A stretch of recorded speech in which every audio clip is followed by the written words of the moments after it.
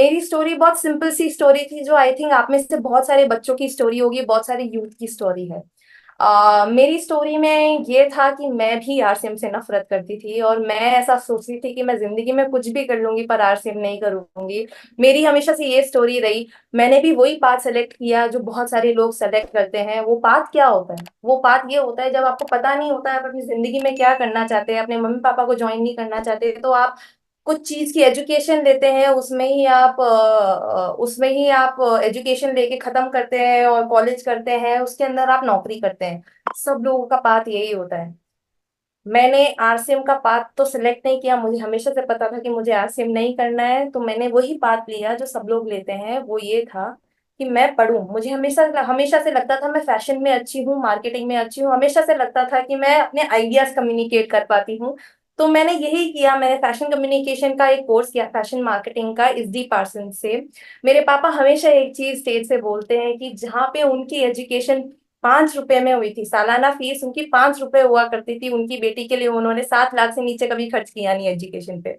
तो I am very fortunate इस business की वजह से कि मुझे इतना बड़ा एक्सपोजर मिला। मैंने बिट्स पिलानी से अपनी एजुकेशन खत्म की, स्कूल एजुकेशन अपनी खत्म की, और मैंने SD पर्सन से अपना ग्रेजुएशन खत्म किया फैशन कम्युनिकेशन का। जब सारी चीजें मैंने मैंने अपनी एजुकेशन कंप्लीट कर ली थी, मैं उस दिन बैठ के एक बार पापा से चाय पे बात कर रही थी, और मैं पापा को अपनी सिचुएशंस बता रही थी कि पापा, मैंने ऐसी ऐसी कंपनीज में अप्लाई किया है, मैं इन कंपनीज में अप्लाई करने के सोच रही हूँ, और मैं सोच रही हूँ कि ऐसे ऐसे मेरी जॉब होगी, मैं ऐसा ऐसा काम करूंगी, इतना अच्छा काम करूंगी, सब लोगों को पसंद आ जाएगा।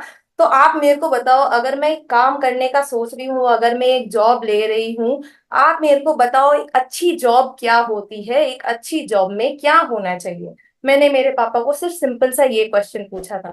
आप मानेंगे नहीं, उस समय मेरे पापा ने मुझे बोला कि बेटा, तू 2 साल नौकरी करके देख, तू 2 साल नौकरी करके देख, तेरे को समझ में आ जाएगा तेरे काम में और मेरे काम में डिफरेंस क्या है। आप सब लोग अपने बच्चों को बोलते रहते हैं, पीछे पीछे पड़ के बोलते रहते हैं कि तू आरसीएम कर, तू आरसीएम कर, तू आरसीएम कर, तू आरसीएम करेगा। बट मेरे पापा के साथ ऐसा था नहीं, मेरे पापा ने ना मेरे को कभी कुछ बोला। मेरे पापा तो हमेशा उनकी लाइफ सिर्फ मेरे से कंपेयर करते रहते थे। वो मेरे को बताते रहते थे, देख भाई, तेरी जॉब ऐसी है, मेरी जॉब ऐसी है, तेरा काम ऐसा है, मेरा काम ऐसा है। और मैं ऐसी बात, पापा ने मेरे को 2 साल का टाइम दिया था ना, 2 साल बोला था कि 2 साल में रियलाइज कर लेगी कि तेरे काम में और मेरे काम में डिफरेंस क्या है। आप मानेंगे ही नहीं, मेरे को 1.5 ईयर्स लगा। 2 साल का मैंने पूरा 2 साल भी नहीं लिया, मेरे को 1.5 ईयर्स में ही समझ में आ गया कि मेरे काम में और पापा के काम में डिफरेंस क्या है, और अगर मैं जिंदगी अच्छे से जीना चाहती हूँ तो मुझे आरसीएम ही करना है। ये बात सही है, ये बात बहुत सही है कि लोग बाग यूथ आजकल अपना पैशन पैशन जो होता है उसके पीछे जाते हैं, जो आप जिसके प्रति आप पैशनेट होते हैं। मैं भी बहुत ज्यादा पैशनेट थी, पर मेरी नौकरी ऐसी थी, मैं PR में काम करती थी, पब्लिक रिलेशंस का काम करती करती थी। आप जितने भी सेलिब्रिटीज देखते हैं ऑनलाइन या फिर मूवीज में, जितने भी सेलिब्रिटीज देखते हैं, अगर आप मूवीज कंज्यूम करते हैं तो उनकी पब्लिसिटी मैं किया करती थी। उस काम में मैं इतनी परेशान हो गई थी, मुझे मेरे लिए खुद के लिए टाइम नहीं था, मैं मेरे मम्मी पापा से फोन पे बात नहीं कर पाती थी। मैं रोज सुबह 8 बजे घर से बाहर निकलती थी आई थिंक, और मैं रोज रात में 3 बजे घर पे आती थी। मैं किसके लिए कर रही थी, क्यों कर रही थी, वो मुझे कुछ पता नहीं, मुझे समझ में नहीं आ रहा था। मेरा जो पैशन था ना, वो पैशन नहीं रहा, वो सिर्फ मेरे लिए अब एक झंझट वाला काम बन गया था। ऐसा शायद इसलिए भी रहा होगा क्योंकि मैंने मेरे घर पे ऐसी कभी सिचुएशन देखी नहीं। मैंने मेरे पापा को जब भी काम करते हुए देखा ना आरसी, मैं बहुत लगन के साथ काम करते हुए देखा, बहुत पैशन के साथ काम करते हुए देखा। वो लगन और पैशन तो मेरे पास रहा ही नहीं था मेरी जॉब में। इतना पिस चुकी थी, टाइम ही नहीं था किसी चीज का। और अगर ऐसा भी था कि चलो मेरे को पैसे भी मिलते थे, मेरी जैसे सैलरी, मेरी फर्स्ट सैलरी जो थी इस जॉब में, उस जॉब में मेरी first salary close to 1 lakh rupees हुआ करती थी। तो उस समय भी मैं ऐसा सोचती थी कि यार, ऐसा तो नहीं है मैं मेरे पापा के सामने बहुत ज्यादा कमा रही हूँ, मेरे पापा के सामने तो मैं मूंगफली के दाने जितना कमा रही हूँ, कुछ नहीं, इनका कुछ वैल्यू नहीं रखती, मेरी इनकम कुछ भी वैल्यू नहीं है, फिर भी ऐसा क्यों है कि मेरे पास टाइम नहीं है, मेरे पापा के पास टाइम। जब मैं ये चीजें क्वेश्चन करने लगी, तब मुझे एक चीज समझ में आई कि शायद मेरे पापा जो करते हैं वो अच्छा ही है। उस समय जब मैं जॉब कर चुकी थी, तो उस समय मेरे को समझ में आया कि हाँ यार, पापा जो कर रहे हैं वो अच्छा ही कर रहे हैं। पर फिर भी मेरे लिए नहीं है, पापा के लिए है। जो पापा करना चाहते हैं लाइफ के साथ वो करें, मैं इसमें बिल्कुल भी इन्वॉल्व नहीं रहूंगी। बट फिर मेरी लाइफ में धीरे धीरे, जैसे मैं नौकरी कर रही थी, धीरे धीरे एआई आया। मैं ज्यादा बड़ी स्टोरी नहीं खींचूंगी, क्योंकि मैं आज किसी और के बारे में बात करना चाह रही हूँ। बट एक्चुअली आ जैसे हम लोग यूथ यूथ के बारे में बात कर रहे हैं ना, मेरी स्टोरी हमेशा से यूथ के अकॉर्डिंग रही है। मेरी हमेशा स्टोरी ही यूथ के ऊपर रही, कि मैं खुद यूथ हूँ। तो मैं आप लोगों को बस मेरी स्टोरी के थ्रू आपको कुछ समझाना चाह रही हूँ, और होपफुली आप समझ जाएंगे कि मैं क्या पॉइंट लेना चाह रही हूँ। एनीवेज, तो मेरी लाइफ में एआई आया, मेरी मेरी जॉब लाइफ में एआई आया। और मैंने ये देखा कि धीरे धीरे मेरी सारी नौकरी जो भी थी, सारी नौकरी का कुछ कुछ जो पार्ट था, वो एक एआई करने लगा था, वो एक कंप्यूटर करने लगा था। और ये रियल लाइफ स्टोरी है, ये एकदम रियलिटी में मेरे साथ हुआ था, क्योंकि मैंने ये शिफ्ट होते हुए देखा है।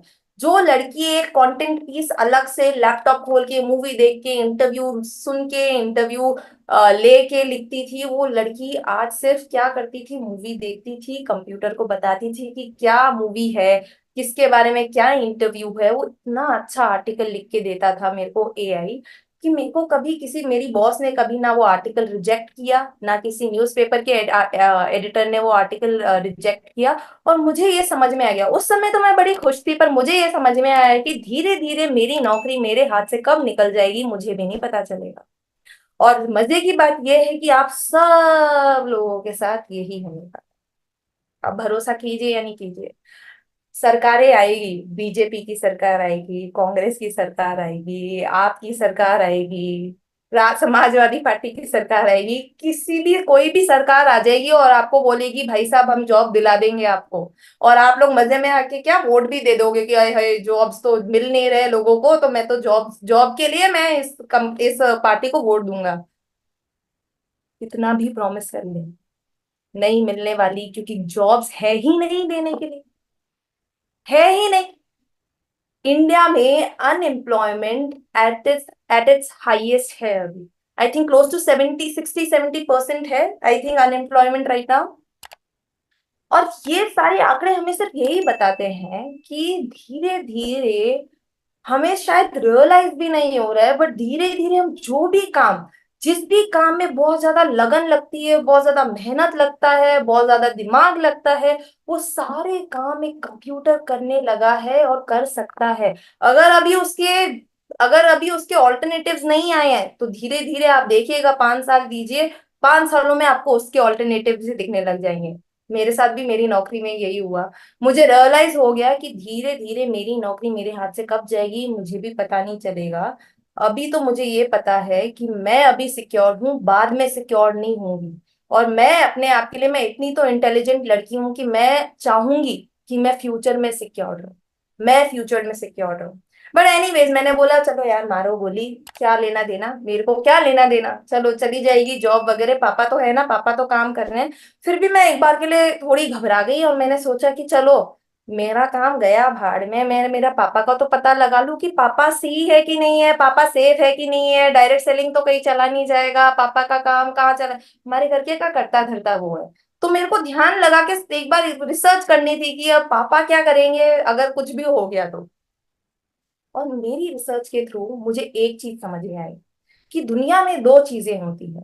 एक चीज होती है जो सेंस बनाती है, दूसरी चीज होती है जो बिल्कुल भी सेंस नहीं बनाती, सेंस और नॉनसेंस। सिंपल भाषा में सेंस और नॉनसेंस, ठीक है। अब सेंस वाली चीजें क्या होती है, अगर मैंने आपको बोला 2+2 क्या होता है, तो आप मेरे को बोलेंगे 4, वो होती है सेंस वाली चीजें। पर क्या होता है ना, अगर आप मेरे को मैं आपको बोलूं 2+2 क्या होता है, तो अगर आप मेरे को बोलो 22, तो वो नॉनसेंस हो गया। मजे की बात यह है कि कंप्यूटर सिर्फ सेंस वाली चीजें करता है। कंप्यूटर को तो नॉनसेंस समझ में नहीं आती, कंप्यूटर को तो कोड समझ में आता है। और बात यह है कि बिजनेस में ह्यूमन इमोशंस होते हैं, ह्यूमंस के साथ होता है। इमोशंस की वजह नहीं होती, इमोशन सेंस नहीं बनते, इमोशंस का सेंस नहीं होता। तो जब कोई चीज सेंसिकल है ही नहीं, जब कोई चीज कंप्यूटर कर ही नहीं सकता, तो कैसे डायरेक्ट सेलिंग की नौकरी आप लोगों के हाथ से कभी कोई कंप्यूटर ले जाएगा। हाँ, ये बात सही है कि डायरेक्ट सेलिंग करने के लिए आर्टिफिशियल इंटेलिजेंस के बहुत सारे टूल्स आ सकते हैं, बहुत सारी चीजें आ सकती है जो आर्टिफिशियल इंटेलिजेंस में आपकी, जो डायरेक्ट सेलिंग में आर्टिफिशियल इंटेलिजेंस आपकी मदद कर दे। बट डायरेक्ट सेलिंग का जो कोर है, which is human interaction, human connection, जब तक आप मेरे से बात नहीं करोगे, मैं आपसे बात नहीं करूंगी, तब तक डायरेक्ट सेलिंग हो ही नहीं सकती। और मजे की बात यह है कि आप में से सारे लोग कभी बात करना छोड़ेंगे ही नहीं, कभी बात करना छोड़ेंगे ही नहीं। तो क्या इतना इतना अच्छा प्लेटफॉर्म है जहां पे आप बात कर करके कमा रहे हो, तो क्या आपको अपने, अगर अगर आपको अभी तक समझ में नहीं आया, मेरे पापा हमेशा ये चीज बोलते हैं, अगर आपको ये चीज अभी तक समझ में नहीं आई है, तो आपको सच्ची में अपने दिमाग का सीटी स्कैन कराना जरूरी है। कुछ ना कुछ लोचा निकलेगा उससे।